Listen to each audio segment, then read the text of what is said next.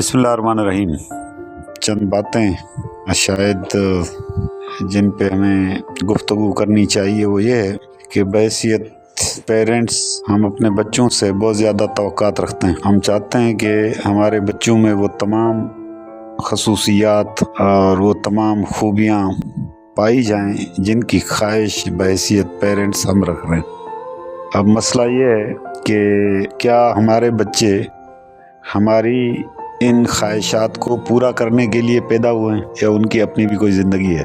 अगर उनकी अपनी कोई ज़िंदगी है तो क्या ये उनको हक हासिल है कि वो अपनी ज़िंदगी अपने तर्ज पे गुजारें या हमारी ख्वाहिशात पर अपनी ज़िंदगी को कुर्बान कर दें।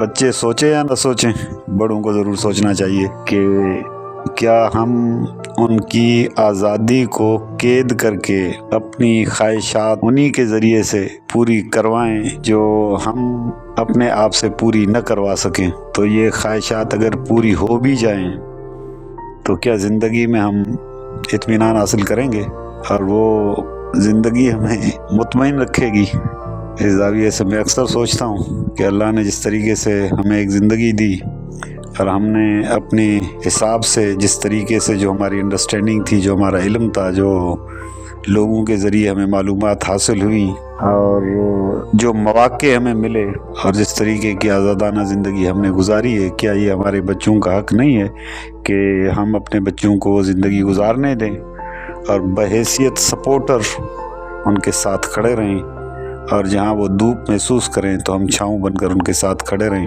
और फिर वो अपनी ज़िंदगी से भरपूर लुत्फ़ उठाएं और अपने ज़िंदगी के जो तजर्बात हैं वो ख़ुद हासिल करें। उनके लिए रुकावट बनने की बजाय उनको सपोर्ट करें, उनका साया बने, उनके साथ रहें और बिला तफरीक बच्चे हो या बच्चियाँ उनको अपनी ज़िंदगी गुजारने का भरपूर मौका देना चाहिए। और फिर जब वो मौका हासिल करेंगे तो उनके अंदर मौजूद जो मख्फी सलाहियतें हैं वो बरूए कार लाएंगे और इस वसी दुनिया में वो अपने लिए एक नया जहां तलाश कर सकते हैं। बहुत शुक्रिया।